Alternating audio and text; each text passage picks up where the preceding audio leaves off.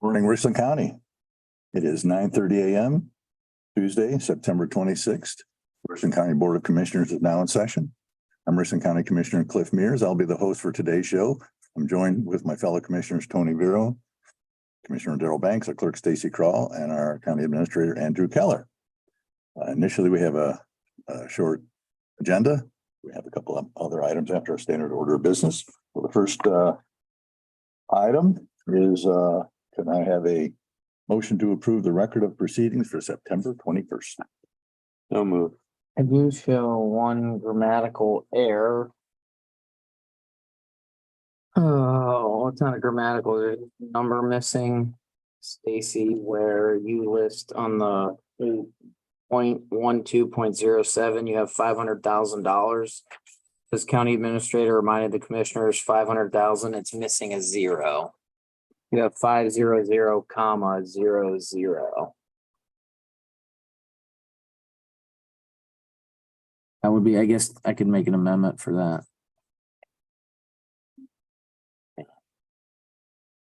With the amendment? Commissioner Mears. Yes. Dr. Banks, Yes. Commissioner Vero, Yes, Can I have a motion to approve requisitions? so moved. With one comment, I'll second that. 10352 is not part of my family. It is, but it didn't. Huh. Yeah. Commissioner Mears. Yes. Commissioner Banks, Yes. Commissioner Vero. Yes. Before us, we have a lease agreement with Minutemen Ohio Corp. For January 1st through December 31st of next year. They would like to extend their lease of 2,400 square feet out at Longview for a price of $2,100 a month. Can I have that motion? So moved. Second, and that's in our, what we've been charging lately, right? Yeah, I raised them 2 years ago. So everything's staying the same this one. Okay. Yes. Yes, I second that. Commissioner Mears, Commissioner Banks, Yes. Commissioner Vero. Yes. And we have Al and Carl online. So Carl, any questions about those few items? No, I think it's pretty self-explanatory, but I did want to extend my condolences to Tony for Saturday night's football game. I hope he's feeling better. Well, I hope when it comes to doing the budgeting, and I felt fine because it's Notre Dame and there was never any expectation of winning. I would like the people of Richland County to know that unlike Marcus Freeman, who graduated from Ohio State, I know the difference between 10 and 11. So when it comes to budget season, you can rest assured I will appropriately know the difference between 10 and 11. Duly noted. Thank you. Thank you. What do you think, Al? Any questions? Yeah, how come Tony's not wearing that nifty sweatshirt that was hanging in front of his seat just a little bit ago? It's in my garbage can if you want it. That's all I had. Thanks, Al. Is there any other business to come before the Board of Commissioners? Hearing none, we will stand in recess at 9:33 a.m. until 10 o'clock when we'll discuss the Marion Avenue Road Bridge Design Contract.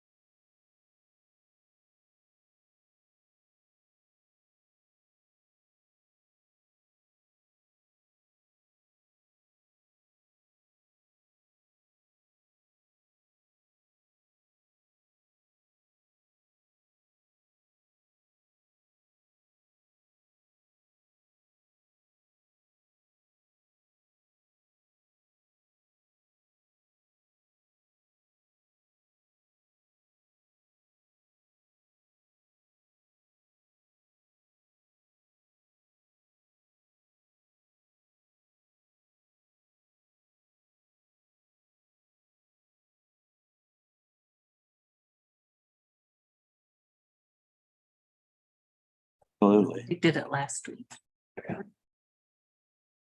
Morning, Richland County. It's 10 o'clock a.m. Richland County Board of Commissioners is back in session. We're joined by our county engineer, Adam Gove, and our maintenance supervisor, director, guru, Josh Higgins. And online, we still have Carl and Al, and we're also joined by WMFD Greg Hale. And this is right now is the Marion Avenue Road Bridge Design Contract, which Adam is here to talk about. Yep. So we did solicit for letters of interest for design on an upcoming bridge replacement project on Marion Avenue Road. After evaluating those statement of qualifications, we received a price proposal from Wallace Pancher Group, Richland Engineering here in Mansfield. And they have come to a final price of $178,073 for the preliminary environmental and final design phases of the design of that project. This is covered by a federal grant administered by ODOT and CEAO for 100% of those design services, as well as 100% of the construction services up to a federal maximum. So basically, I'm here just to recommend the approval of Wallace Pancher for the design services as well as the agreement. Well, what this comes down to, if I understand it, is not to exceed 180,073. Correct. Yes, there is a 2,000 if authorized fee for services during construction, if they need to be involved in any plan interpretation or changes at the time of construction. So there is the design services is 178,073, and then there's a 2,000 if authorized fee.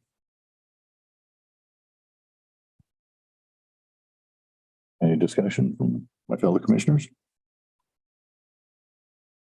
Would I have a motion to approve? So move. Second.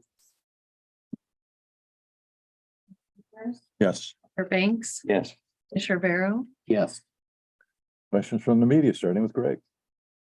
So this is just the design phase. Do you have a total project cost of the bridge?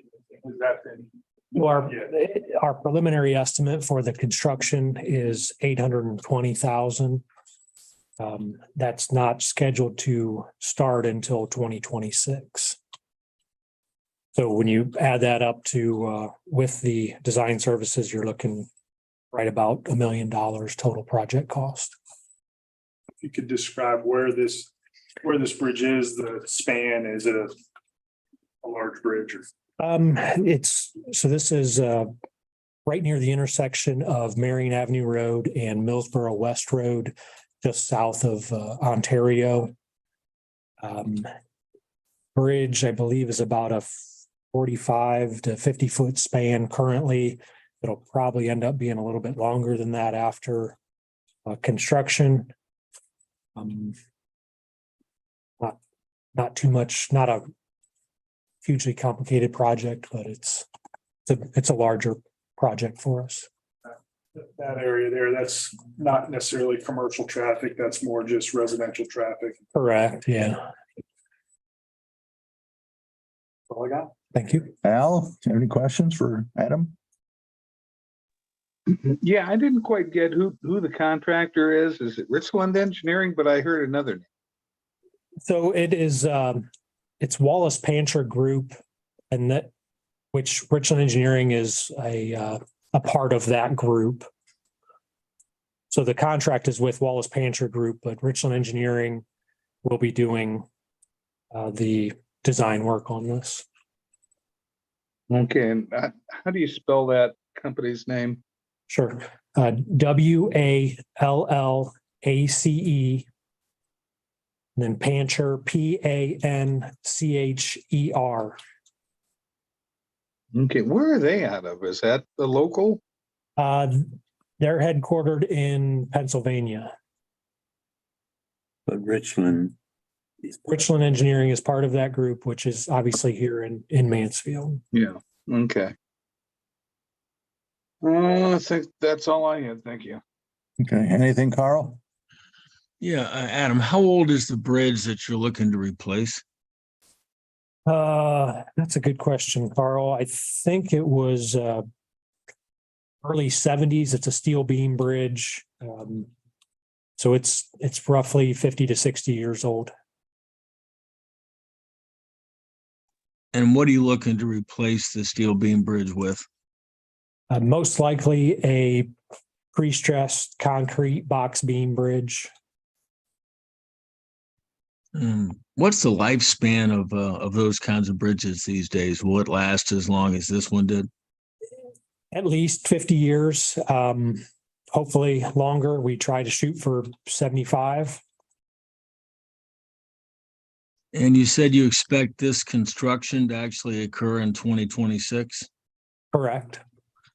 And when will Wallace Pancher have the design and environmental stuff done by? Hopefully by the end of next year. We like to leave about a year's worth of time to acquire any additional right of way that may be needed to build the new structure. So hopefully by the end of 24. And when the work actually begins, how long will the road be closed for that construction to take place? I would imagine on a bridge this size, we're probably looking at 90 days. But that'll be something that's determined once we have the final structure layout and the final plans. Okay, and something else I was going to ask you about this particular bridge. Hold on one second, let me look.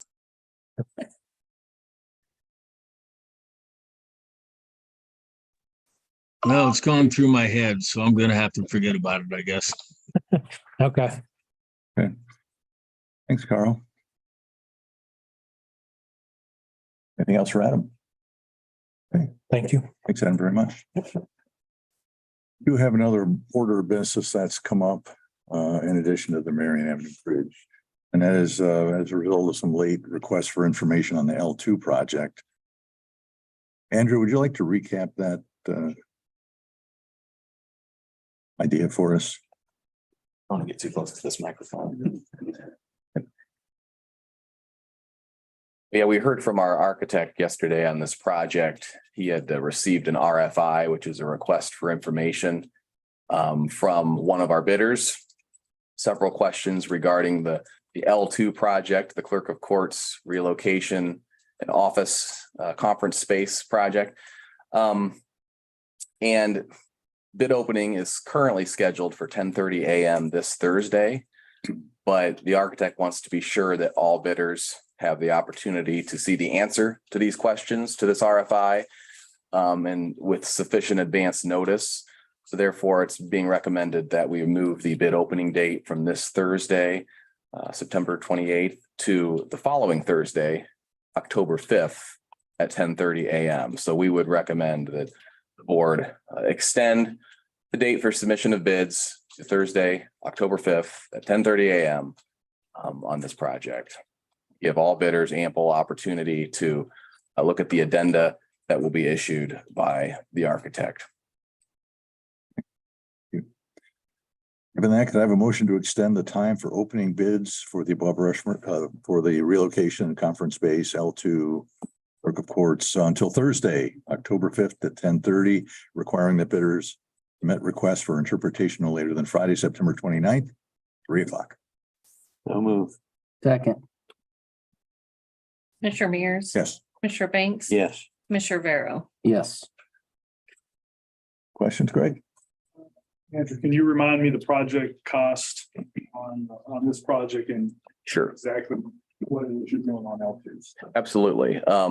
This is a project that's been in the works for some time, but as many folks know, the Clerk of Courts office space is presently located on the second floor, which is above our floor here. And we're relocating that office space to L2, which is below the first floor. We're also going to create some additional conference space for county operations, including things like grand jury proceedings and other necessary functions. The estimated cost of construction is 2.5 million. And that's the estimate. Of course, we have not yet received bids. And once we are successful and completing this project, which we hope to have complete sometime next year, then the General Division of the Common Police Court intends to repurpose the existing clerk of court's office space into an additional courtroom, which they're very much in need of with their docket. And does that 2.5 million include the, that adding the courtroom, or is that going to be bid out as a separate project? That will be a separate project, and it's too early to tell what form that will take, depending on how costly it is. But this project, estimated cost $2,250,000. Okay. Carl, questions on that? Yeah, Andrew, how would you characterize the questions that came in from the bidder to the architect?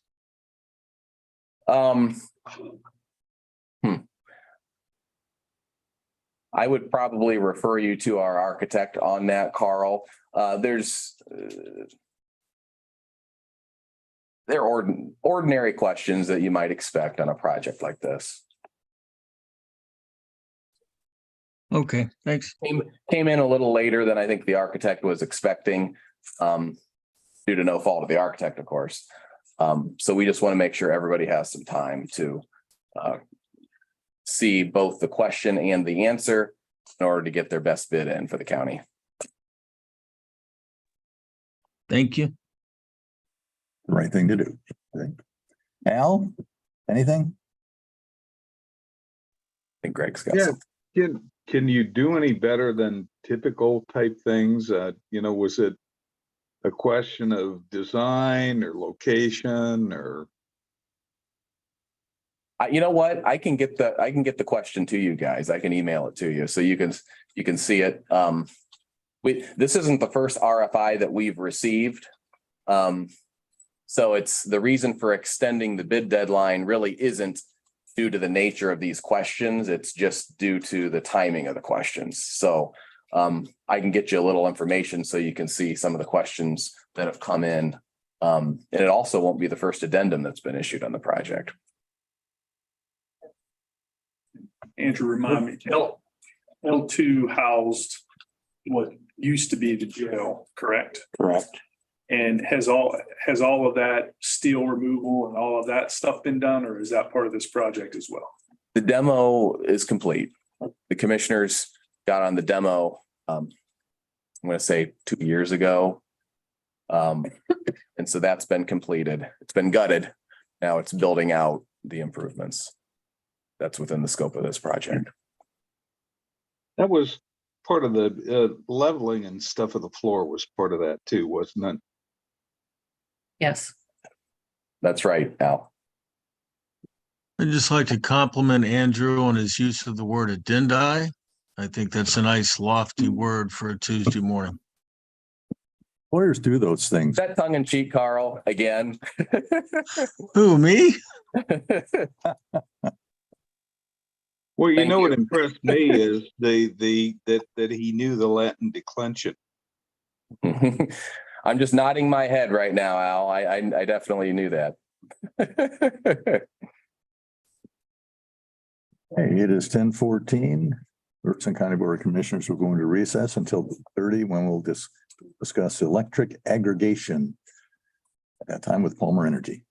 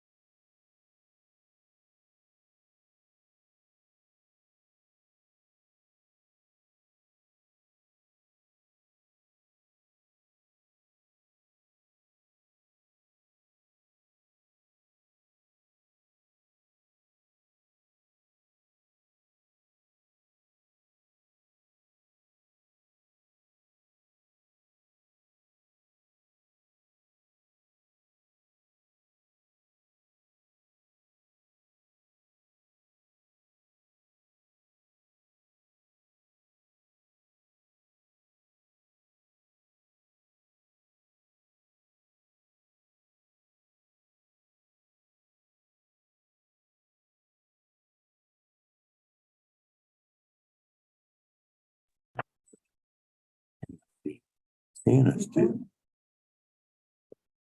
is 10:30 a.m. The Richland County Board of Commissioners is back in session, and now we are joined by Amy Hoffman from Palmer Energy, and we're going to discuss electric aggregation. Good morning. Thank you, commissioners.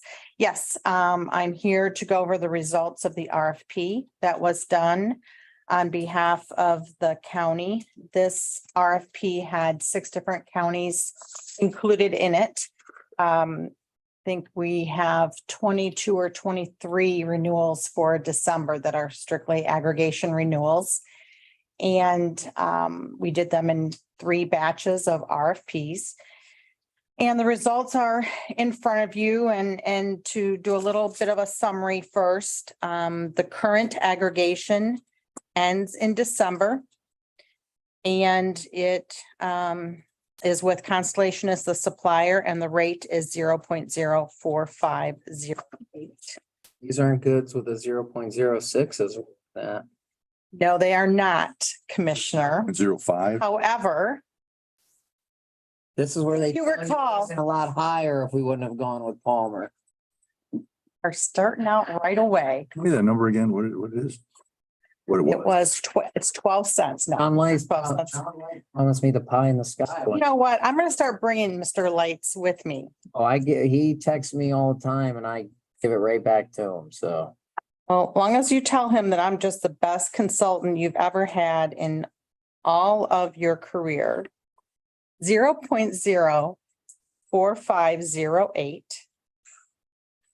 That's what it's been. And if those that were commissioner back 3 years ago, if you recall, I'm sure I said, this is probably the lowest we'll ever have. We're gonna have to check those minutes. Check those minutes. I am pretty sure my good friend Stacy has those. Could have proved yourself wrong, would have been nice. I proved myself wrong many times. So currently it's Franklin, Mifflin, and Sandusky townships that are in the aggregation. And so we went out for pricing, and those prices are in the table on page 1. 6 suppliers. I'm waiting for the conversation. 6 suppliers we sent it out to, only 2 responded, which is unusual. We obviously typically have more response. We always have less responses for aggregation than we do facilities, because it's 2 different types of it's just 2 different animals as far as what goes into being us facility contracts, like the facilities for the county, and then aggregation. There are less suppliers that are interested at the moment in doing aggregation. It carries more risk. They cannot pass through normal regulatory pass-throughs. They have to take on more credit, logistically, call centers and mass enrollments and so forth. So right now, Energy Harbor and Dynegy were the only 2 responding. And we went out for the terms listed and the rates that came back. And again, these rates came back on September 18th. And no early termination for the time frame and so forth, like it's always been for us. And our recommendation is to go out for 24 months. So we're looking at a 0.067-ish price. Keep in mind, the price to compare currently through December is 9.5 cents. So obviously much below the price to compare of the utility, which would be the other option if they want to stay with the utility. But yes, it is, 2 cents higher than the current. So everyone will be paying slightly more on the generation side, but significantly less than if they are directly with the utility. Can I should have back? Sorry, sure. Where is this 0.067 number? I see a lot. That's the pricing that came back. So when we went out for the RFP, I don't see this in the. Energy Harbor, it's for the 2026. right here, Okay, well, I saw that, but I thought you said it's 2 years. So isn't it 24 and 25? December 25. So the first one, She said 24 months. 24 months, Would be 24 months would be December 2025. 2025, right? A 24-month contract will be December 2025. Correct. Okay. That's what we have in that first So Right. section. And then we went out for pricing for 29 months, and then we went out for Right. pricing for 36 months. So we're looking at 0.06610. No, Oh, I'm sorry. Yes, you are. thank you. Okay. Yes, I apologize. So the first round of RFPs, we looked at 18 months, 12 months, 36 and 18, let's start over again, 12, 24 and 36. So I was kind of already going to that second one. And that pricing was significantly higher. So we just went to 24, 29, 36. So yes, we're looking at 6.6 range. And again, the process is, this is what came back on that day, and the market changes daily. And so we have already sent Dynegy and Energy Harbor's supply agreements over to be reviewed. They have been reviewed. Some changes were asked of Dynegy that came back, and it looks like I saw your email this morning that you can live with those changes. We're waiting for Energy Harbor, which I believe I will have today. And I called Melissa on my drive when I saw that you guys were good, and I asked her to send a clean copy now so you see that, yes, those changes were made. So that's all been happening behind the scenes. And once we're good with Energy Harbor, then if the commissioners are good with the recommendation of 24 months, then next week we'll do the refresh and signing of the contract. It's a 47% increase. John Lights made promises. What was his promises? We'd get fantastic rates. Well, these aren't bad. compared to 9 cents. And that's 9 cents right now. The summer it was It compared 12 to cents. my property tax that I just saw. 47% is pretty big. It is. It is. But the reality is, if we didn't have an aggregation in place, the residents would be paying right now 9.5 cents. And possibly next summer, we don't know yet. And that is also why we're recommending 24 months over 36 months, because, you know, in June, this past June, the utility AEP and Edison was at, 6 cents, 6 something cents, and it jumped to 12 cents. That's significant. So we know obviously what the price to compare with the wholesale market is just going out short term. We recommend 24 months. It gets us through 2 summers when the rates go up in both. 24 months or 29 months? No, we're recommending 24 months at 0.066. Through Energy Harbor. Well, so both, we will refresh with both contracts. Okay. So the rate is probably not going to be a 6610. That's what it was on that day. So you're gonna come back cheaper. It could. Well, so Williams County, I met with them last week. I think they were on the first RFP and theirs came back slightly lower. I have 3 coming back today. I'm pricing out today, we're signing contracts for Putnam, Henry and Huron, I think. So theirs might come in slightly, but when I say slightly, I'm talking a 6.5 number. It's not changing much, and that's why the sooner we do it rather than later. Plus also we have to do it because it's a December start, but as you know, the opt-out letters have to be generated and sent out, and those will go out October. So sent us 6 potential suppliers, but only 2 responded. Correct. You speculate as to why the other 4 didn't. Is it got? And Constellation was, well, yeah, I was mentioning that it's suppliers are not as interested in doing aggregation because we did send it out to your current Constellation and they did not bid. They cannot, when you're doing an aggregation, you cannot pass through any regulatory events. So supplier agreements for your facilities, even though we have a fixed rate, a number, if something, a regulatory pass-through event occurs, they can pass through, they can decide if they want to or not.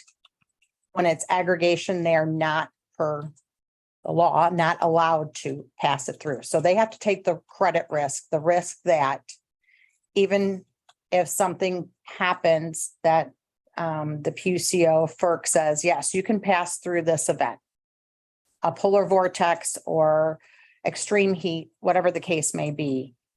But when you're doing an aggregation, you cannot pass through. So you have to take that risk. The supplier takes that risk. Also, call centers, mass enrollments, all of that, they have to have a very strong back office. And many don't want to deal with that as well. They'll throw their numbers up on the PUCO's Apples to Apples website and have something up there for the one-offs. But they're not interested right now in going through all the other steps they have to go through. We haven't had it like this in the past. We've had 4 or 5 suppliers respond. This is the first year, and it's not just Richland. They're not responding to any of our communities. We placed out a very large aggregation, similar to the one we have in Toledo, where we have a county and 6, 7 cities, 60,000 different meters involved. And that's still the only result we received. So any size right now, it's just not there. Now, we are always vetting other suppliers. We're having those discussions. We'll see what happens in 2 years when we're back at it again. But right now, that's where we're at. This is your recommendation, 2 years. Yes, yes. And that's what we're recommending for all of our counties. Because again, we have 20-some counties doing their aggregations on the same rotation. That obviously helps when we send it out as a large bid, large RFP. So keeping everyone, so far, everyone is doing the 24 months, but that is our recommendation for all of the reasons that I've mentioned. So Currently with Constellation, right? correct. And when did their term start? They started, I believe it's May of 21.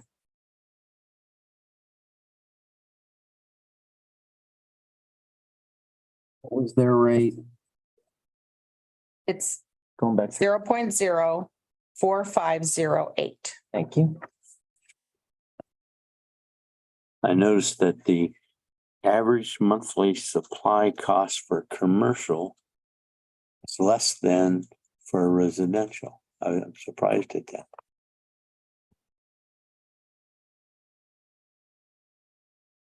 By $4, yeah.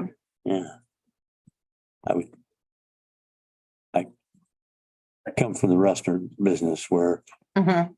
when utility cost 30 years ago, you didn't even think about it. But Oh, yes, the big 3 now, food, Yes, it is. labor, and electricity. yes. Electricity was, or utility, Utilities, yeah. yes. And I'm just amazed at that.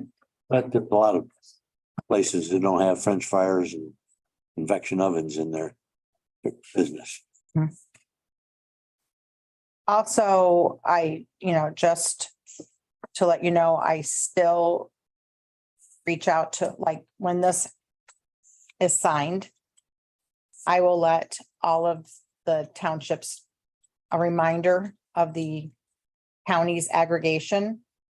And that if any of them are interested, they can come back or put it on the ballot. If Richland, I'm doing a lot, 4 or 5. I did, I'm kind of have Sandusky's coming up on Thursday night. I'm doing Township Association meetings within the counties.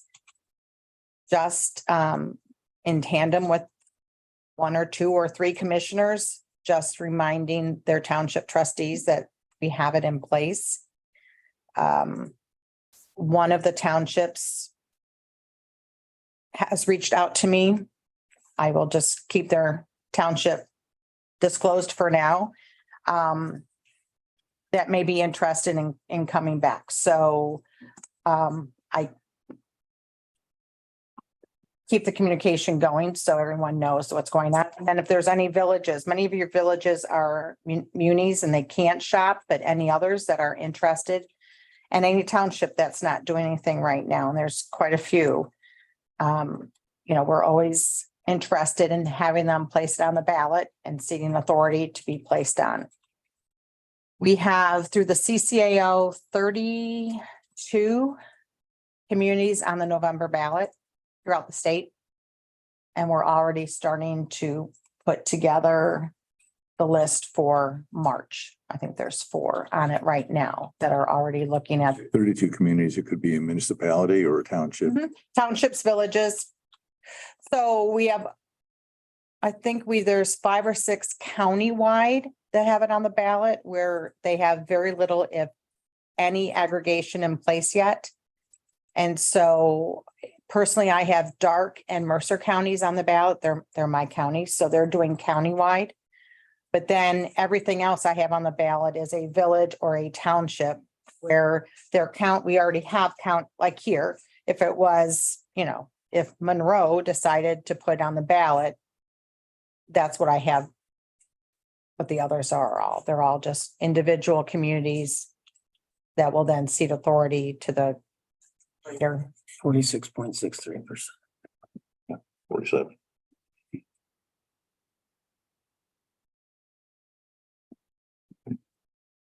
Anything else on the aggregation? So we're not looking for a motion to accept today, correct? But do you want something to, So our next step would be once you're good with the 2 supplier agreements. We've got one, a thumbs up, and I think today I'll have something back from Energy Harbor. Once that's done, then we will set the date for you to sign a contract.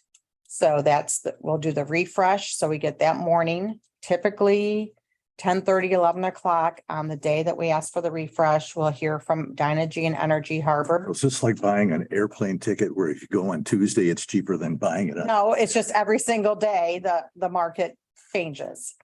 There's interday changes occurring.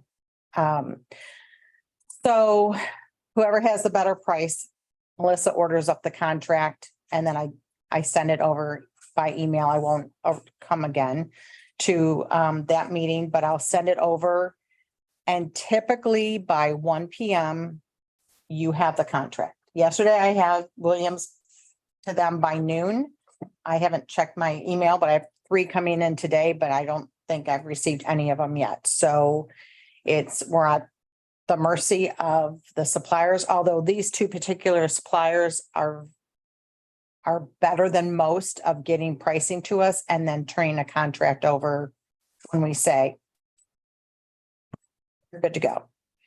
And honestly, so far, Energy Harbor and Dynegy, they've both been winning different bids. So far, they've all come in slightly lower, but of course I say that. Sure, right. But so we would like to have it done next week. We're trying to wrap everything up by the end of next week, which is looking good as long as get the supplier agreements taken care of, which Okay, well, is happening. thanks for all this information. Thanks for fielding our. Anytime, that's what I'm here for. Also, and not on topic of the aggregation, but October 25th is the CCAO energy meeting at the CCAO headquarters. I'm sure John would like Commissioner Tony to be there. No, he wouldn't. I would, No one ever says that. but that's, I think it's a Wednesday, October 25th, 10 a.m. And that's where it's Palmer for 2 hours of going through Mark and Kirk. Mostly it's Mark and Josh going through just what's going on in the gas market, what's going on in the electric market. They'll probably touch on a few other things, but kind of giving you this is what's been happening. This is what we're anticipating. Like gas pricing, it's gone down quite a bit. Yes, it's still low. Still low. Hopefully that's Okay. where it stays. Carl, have any questions for our good pal Amy here? No, I'm just always fascinated by utility aggregation. So thank you. Yes. Al, what do you think? Any questions for Amy? Yeah, I want to make sure this aggregation just involves those 3 townships mentioned at the beginning. Yes, those are the townships that are part of the county's aggregation, meaning the county, the commissioners are the aggregators. And those 3 townships had it on the ballot. They ceded authority. And so they're grouped collectively. And any township or village or city for that matter can join as well. Just to be clear, Carl, she said aggregator, not agitator. Media outlets can join too, Carl. I'm already aggravated, so that's okay. When you talk about agitator, you're talking about Tony, right? I didn't say I that. didn't say that. I think Amy said that's in the minutes. That was Okay. 2 years ago. So in other words, there are only 3 out of the total townships in Richland County that are part of the aggregation. That is who is part of our aggregation. I believe there are other townships that are doing things on their own. And they are their own aggregators, meaning they file the PUCO paperwork and so forth, and they work not through Palmer and not through the County Commissioners Association. But you Okay. heard her, like Godfather 3, just when they get out, Amy pulls them back in, so. Like I said, Tony was the aggravator. I think that's all I had. Thank you. Okay. Yeah. Any further questions for Amy at all? You. Okay. Again, thank you very much. Thank you. For coming in and sharing it with us and helping us make an informed for taxpayer dollars. Thank you very much. Hearing no further business, the Richland County Board of Commissioners stands adjourned at 10:53 a.m.